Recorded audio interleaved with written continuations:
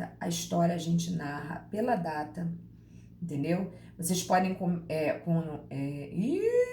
vocês podem iniciar, por exemplo, conforme narram os autores da ação, no dia XYZ,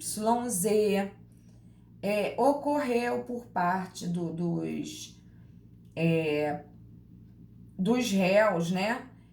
A venda do imóvel para o terceiro réu, primeiro e segundo réus vender, fique a critério de vocês. Já vi muita petição inicial com juízo de valor. Ah, sim. Não, o juízo de valor nos fatos não deve ocorrer, Marlon, não deve mesmo, entendeu? Porque isso é um critério de estudo, inclusive. Por quê? Porque se a gente gera um juízo de valor nos fatos, parece que a gente já está induzindo a pessoa que vai ler a um erro, entendeu? Os fatos você tem que relatar. Se tem protocolo, isso em outros casos, né? Como, por exemplo, uma venda de uma geladeira que deu defeito e você tentou trocar, e você vai botar o número dos protocolos da sua ligação, você vai explicar. E quanto mais detalhados os fatos, mais fácil fica para o advogado trabalhar. Mais fácil fica para o juiz entender. Quando não, o secretário do juiz entender.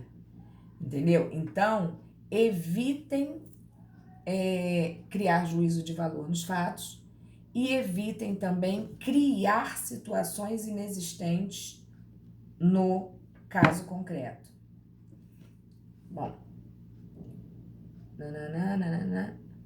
já li muito, réu agiu de má fé, tá?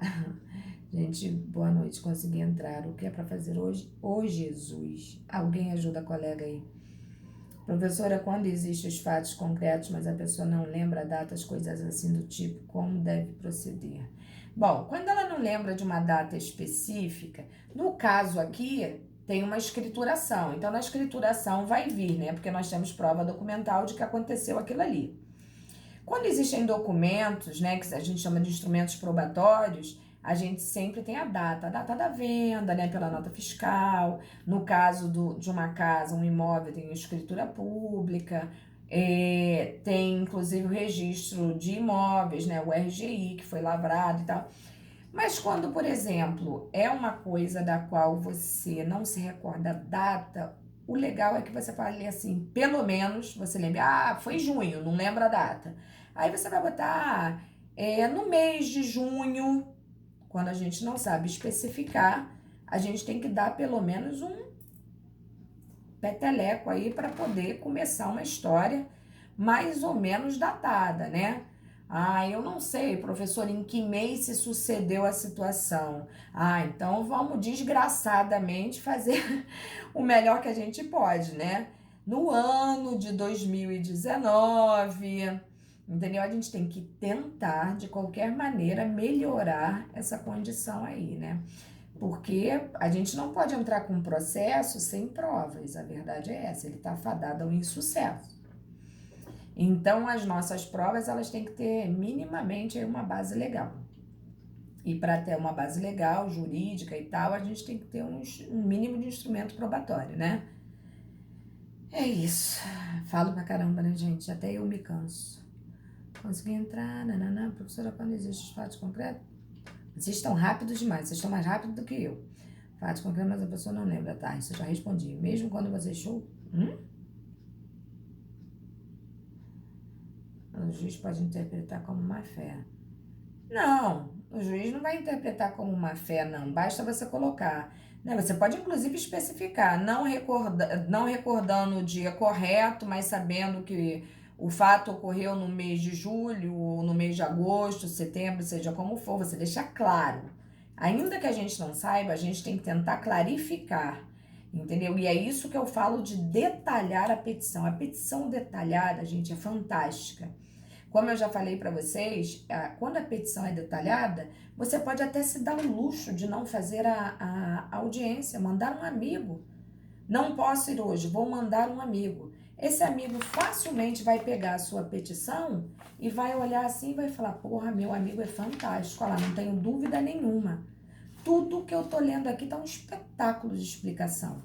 Então, a gente pode facilitar as coisas dessa maneira, né? Agora, falando como fazer a petição, tá, professora? Professora, essa petição é a do dia... Não, Paloma, não. A do dia 30/4 é outra. A do dia 30/4 é a nossa avaliação. Acalma o espírito. Ela chegou chegando. Entendi. Eu compreendo, Paloma, eu compreendo. Quando for assim, você tenta pelo menos falar num grupo com um colega, né, ou no telefone, tirar as dúvidas, entendeu? Para poder facilitar a tua vida também, para você não ficar sofrendo, tá? Bom, vamos dar continuidade aí. Bom, os fatos ficou claro para vocês ou temos ainda alguma dúvida em relação aos fatos? Tranquilo. Deixa eu passar então aqui meu... Edinho, o que tu tá bebendo hoje, Edinho?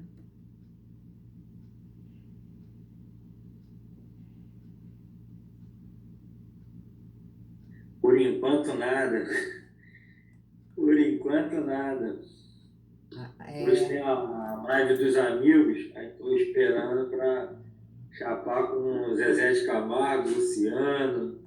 Tá certo, tá certo. Isso aí, entendeu? É isso aí. É viver, né? A gente tem que viver. Então, dos fatos, vocês não podem esquecer de comentar todos os detalhes. Porque uma petição inicial, se você esquece um detalhe, como é que faz depois, né? Quando o cara distribui a petição inicial, está aguardando a citação dos réus para que eles apresentem o quê? A defesa deles, que é a famosa contestação. Da mesma forma que nós não podemos dar bobeira na nossa petição inicial esquecendo de nada, quem for responder a essa petição inicial por forma de contestação, também não pode esquecer de nada. Então, por isso que é importante a gente detalhar para depois não gerar nenhum tipo de prejuízo, nem ao autor, nem ao réu, se a gente estiver na condição de defesa do outro também, tá? Então, vamos ficar ligados nisso. Bom, aí, o segundo tópico seria o quê? 2 fundamentos, correto? Nós relatamos os fatos e o segundo tópico seria 2 fundamentos, certo ou errado?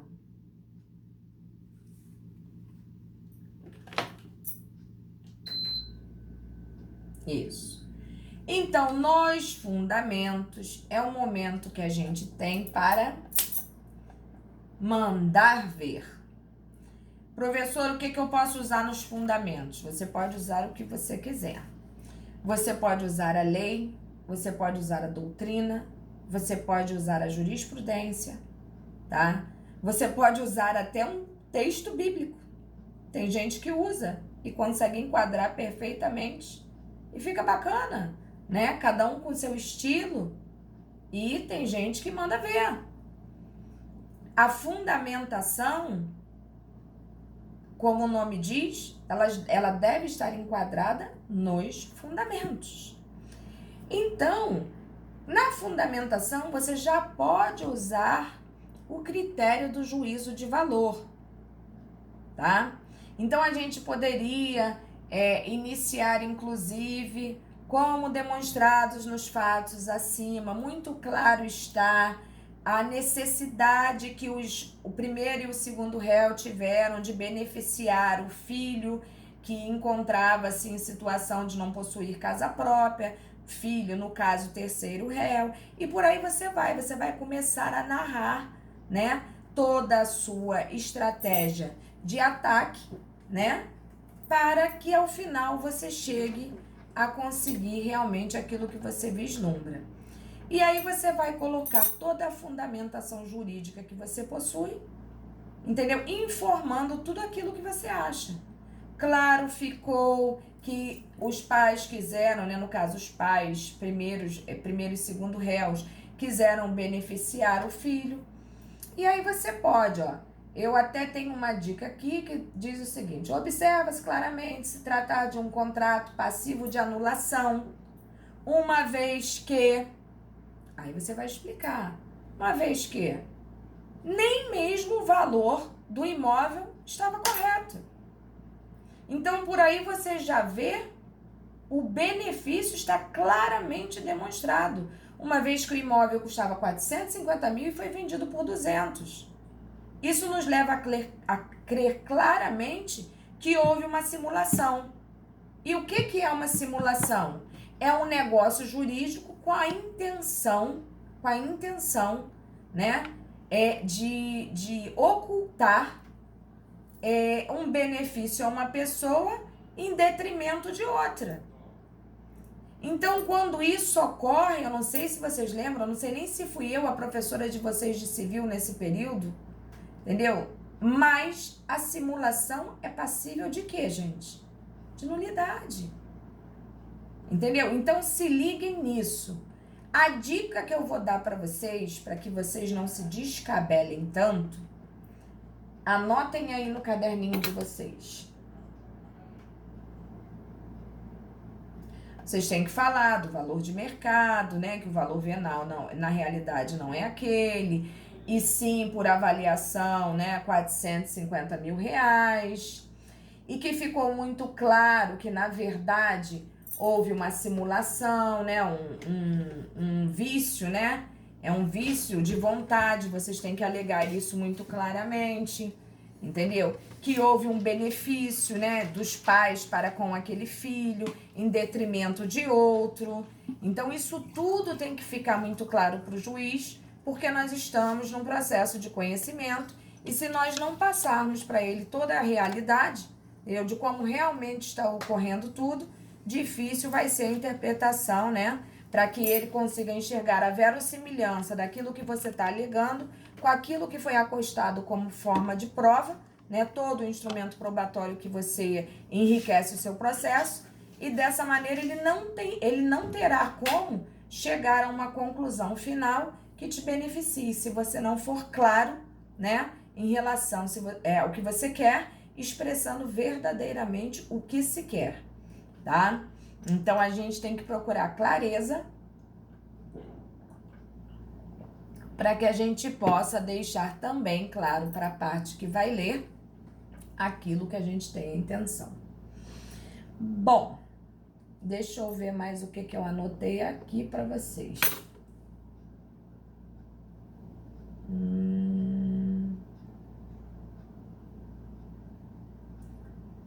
Vocês têm que também comentar, né, que o comportamento que foi perpetrado, né, trouxe claro prejuízo a esses outros filhos, né, autores na ação, entendeu? Então, vocês têm que ser muito sagazes naquilo que vocês estão fazendo.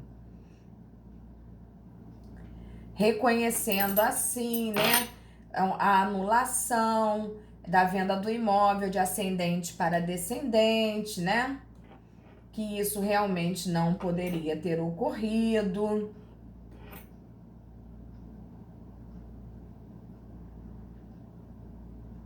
Deixa eu ver mais aqui.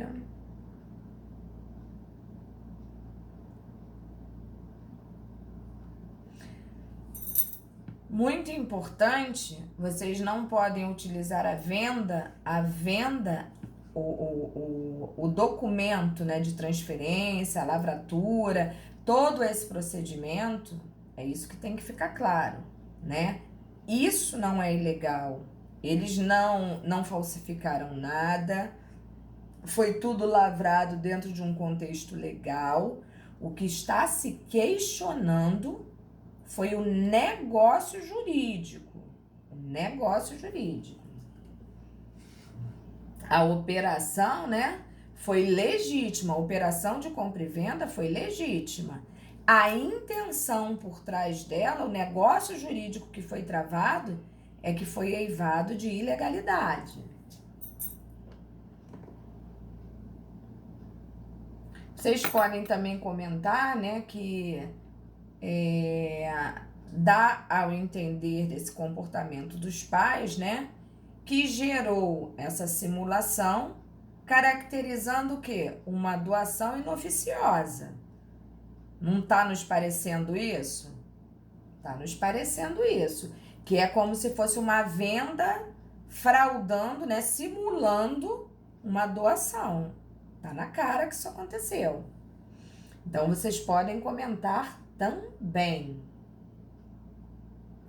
Então, vocês vão colocar, né, que em virtude dos fatos narrados, não resta dúvida que o contrato deve ser anulado.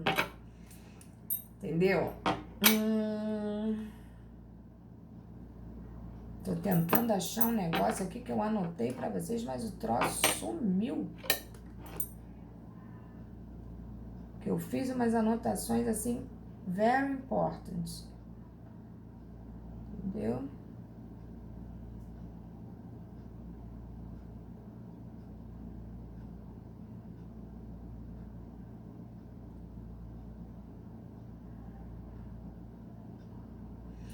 E onde vocês têm que ir no código? Resposta aí, hein, gente? Em que pedaço do código vocês têm que ir para isso aí?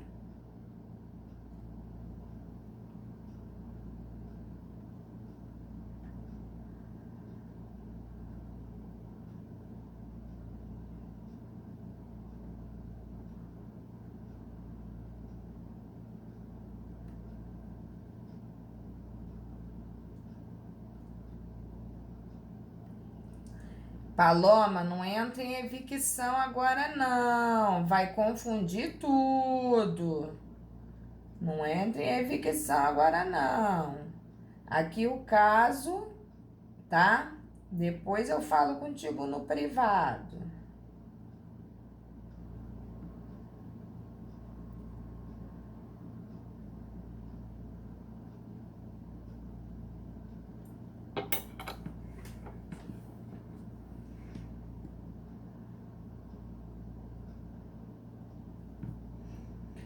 Depois da fundamentação, o que vocês vão fazer, gente?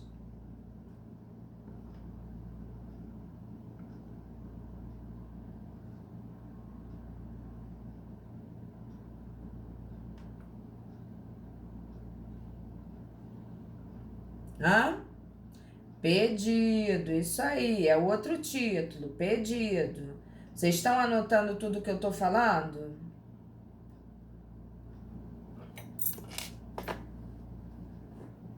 Se não estão, anotem. Senão depois vocês vão ficar igual doido.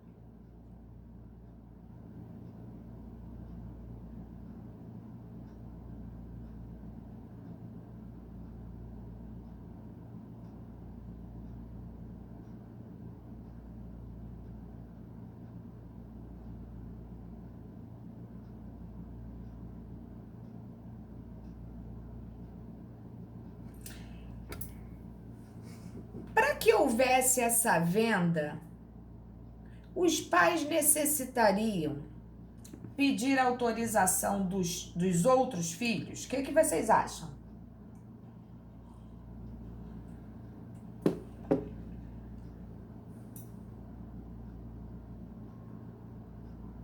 Acho que se fosse para ter.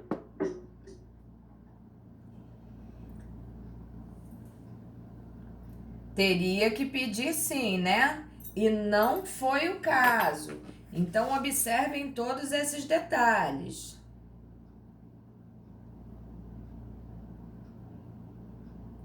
Não, o juiz não poderia rever. Entendeu? Se um filho não tem bens, mas os outros têm, a culpa não é nem de quem tem, nem de quem não tem. É que os direitos são iguais. Eu não posso beneficiar um filho em detrimento de outro. Entendeu? Eu não posso fazer isso, porque isso seria adiantamento da legítima, né? Eu não posso. Eu poderia deixar esse filho morar na casa? Ah, poderia. Mas vender sem autorização dos outros? Não. Nem pensar. Vamos lá. Então, dos pedidos,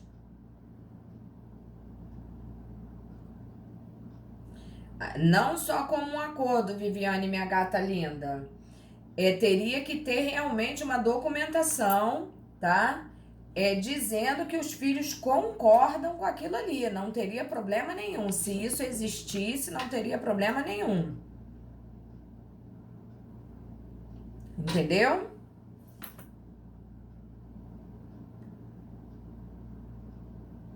Bom, então dos pedidos vocês colocariam o quê? Em face do exposto, na tentativa de ter elucidado todos os fatos a Vossa Excelência,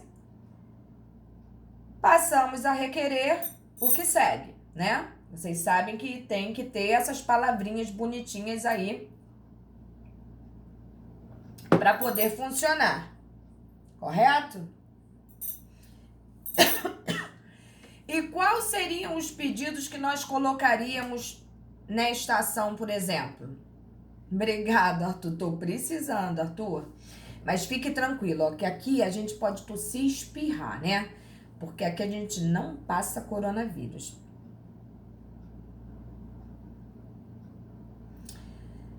Tiago, professora, pode bens de igual valor, mas não o mesmo objeto? Não entendi, Tiago. Fala comigo no microfone. Errei, professora, mas não o mesmo bem. Tipo assim, mesmo valor, mas deu um terreno para um e um carro para o outro. Tiago, olha só. Isso não é que não possa. Não é que não possa. Mas os outros filhos têm que estar o quê? Tanto a par da situação, quanto não se incomodar com a situação. Autorizando que aquilo viesse a proceder. Entendeu? Não teria problema nenhum. Ah, meus pais querem vender. Ah, querem vender? Beleza. Vai vender para quem? Para o vizinho? Legal, para o vizinho eles podem vender e não pedir autorização a ninguém. Agora, quando se trata, né, de vender para o filho, quando a gente tem mais de um principalmente, isso pode gerar um problema muito grande. Porque pode realmente acontecer isso que está acontecendo. É isso aí, treta. Não, aí é o contrário. Se treta, os dois filhos armarem pro terceiro não receber... Não, gente, não. Enquanto existir advogado no mundo, isso não ocorrerá. Isso não ocorrerá, tá? Se pagar bem, que mal tem, né? A gente defende. Entendeu o que eu tô falando aí, o Tiago?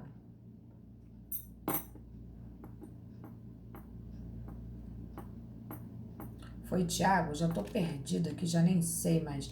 Foi o Tiago. Se, Tiago, pode ser bem, pode ser outro bem.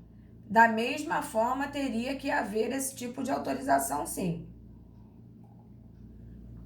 A verdade é a seguinte: pode ser que no momento que haja venda, ninguém questione. E no futuro isso venha a dar um problema danado. Entendeu? Porque aí os outros podem alegar o quê? Ah, eu não sabia e meu pai e minha mãe venderam. Eu não sabia que tinha vendido. E aí, olha o problema. Depois de papai e mamãe morto, você tendo que se livrar de um problema. Ah, pra mim ele só tava morando na casa. Então é melhor a gente resolver isso com calma, né? Tranquilo aí? Então, um dos pedidos seria a procedência, né? Do pedido de anulação do contrato de compra e venda celebrado entre os réus. Um pedido seria esse, né? O outro, a condenação dos réus ao pagamento de custas processuais e honorários advocatícios.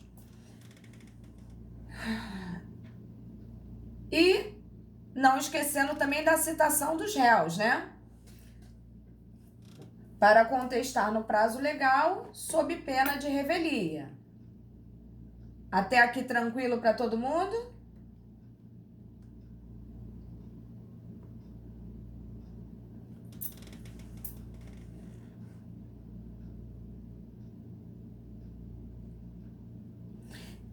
Olha só, Lucas, o problema é o seguinte, tá? O problema é o seguinte, em verdade, você começa a contar a partir do momento que você sabe, né? E, obviamente, a gente tem que ter essa capacidade de raciocínio jurídico. Se eu tô numa situação dessa, raciocina comigo. Se eu tô numa situação dramática dessa daí, a melhor coisa que a gente tem para pensar, para colocar na petição é o quê? Informar que você tomou conhecimento daquilo ali agora. Que para todos os efeitos ele estava morando, né? Como se fosse assim aquela coisa do filho precisa, o pai ajuda. Mas em verdade você não sabia que tinha ocorrido nenhum tipo de venda, nenhum tipo de contrato, não é isso? A melhor opção é essa. Porque, em verdade, o prazo, você não pode usucapir um bem que foi concedido a você moradia quando os donos do bem são seus pais, né? Então, você não sabia de contrato nenhum. Então, na verdade, não existe um prazo para você questionar isso. Porque se você quer deixar, o teu pai e tua mãe querem deixar você morar lá, quem é que vai questionar isso? Pode pedir, Júnior, gratuidade de justiça. Se você tiver a intenção de pedir gratuidade de justiça, você tem que botar o títulozinho da gratuidade de justiça. E não esquecer de, no pedido, né, efetuar também o pedido da gratuidade de justiça, né? A concessão da gratuidade de justiça, né? Você tem que, tudo que você coloca lá em cima, você tem que colocar no pedido. Assim como você não pode fazer pedido se você não tiver comentado lá em cima, nem nos fatos, nem nos fundamentos, tá? Porque os fatos e fundamentos é o que vão embasar a sua causa de pedir. A verdade é essa. Aí vamos supor que eu não tenha falado nada sobre a gratuidade de justiça lá em cima. Aí chego embaixo e peço a procedência do pedido de gratuidade de justiça. O juiz vai olhar pra tua cara e vai falar, tá maluco? Tu não botou isso lá em cima? Como é que tu quer a procedência da gratuidade de justiça aqui no pedido? Entendeu? Então a gente tem que ficar muito ligado nisso.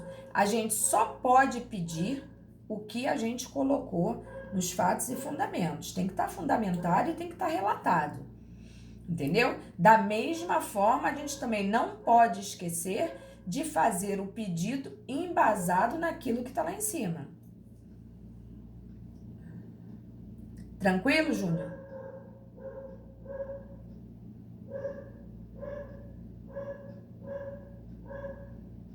Não, não é a questão, não é essa. Quando a gente está falando de nulidade absoluta, é como se o negócio jurídico não existisse. Quando a gente fala de anulabilidade, aí o troço é diferente. A gente tem que provocar o judiciário. Só que foi aquilo que eu falei, Rayane. Nestes casos assim, a melhor opção é a gente falar que a gente tomou conhecimento no momento. Exatamente por quê? Porque a justiça não gosta muito de abraçar quem dorme. Então a gente não pode dormir para depois de 10 anos resolver questionar algum fato. Com certeza dará mais trabalho. Com certeza, não precisa nem ter dúvida disso. A gratuidade, se o juiz negar, pode-se recorrer? Ah, sim, sempre pode. Esquece prescrição nesse sentido. Olha a malandragem do que eu tô falando para vocês. Gente, o ideal é que a gente fale o quê? Que tomou conhecimento daquela venda agora. Até porque, se nós não assinamos concordando, a gente pode alegar facilmente isso. Não existe documento que comprove o contrário. É disso que eu tô falando. Olha o raciocínio jurídico, entendeu? Vamos ser, vamos ter destreza, entendeu?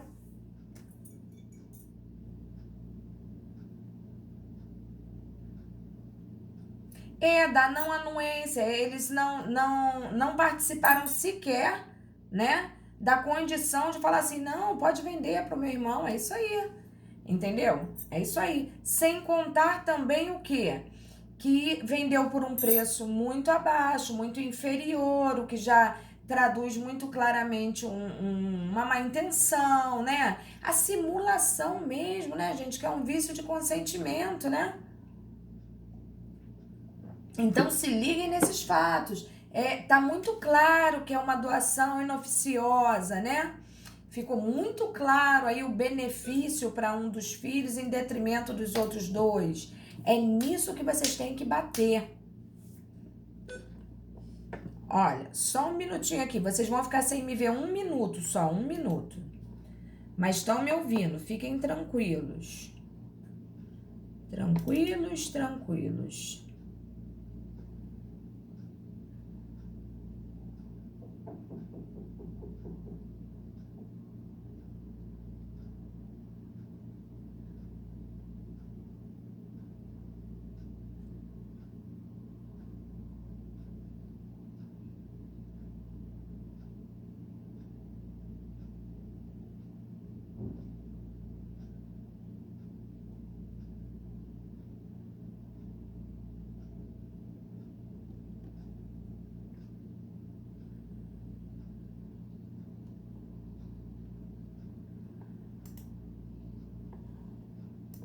Pronto, voltei.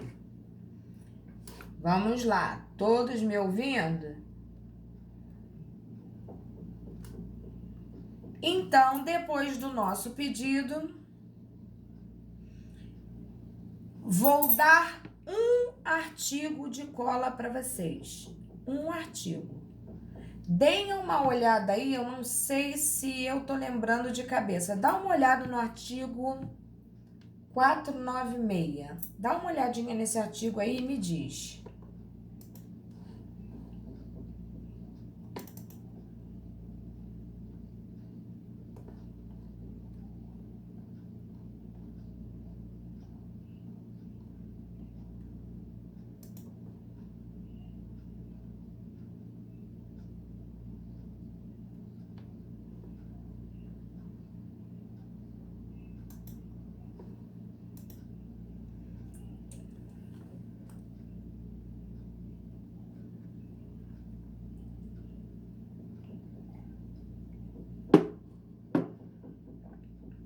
Perfeito, é ele mesmo.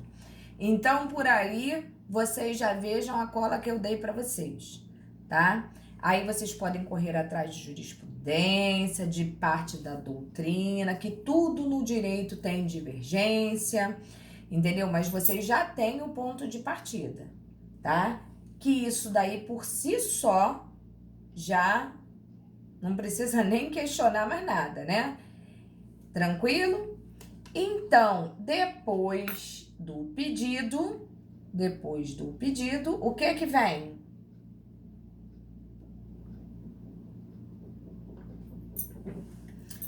Provas, muito bem. Das provas, muito bem. E neste caso é importantíssimo que sejam acostadas todas as provas ao processo, né? Se houver prova testemunhal, basta que vocês coloquem aí também, né, o rol de testemunhas com o nome, o endereço e pelo menos o CPF de cada testemunha, tá? Não esquecendo que prova num processo é importantíssimo. Eu diria imprescindível, tá? E agora é importante que nós coloquemos na nossa petição um tópico informando do interesse de conciliação ou não.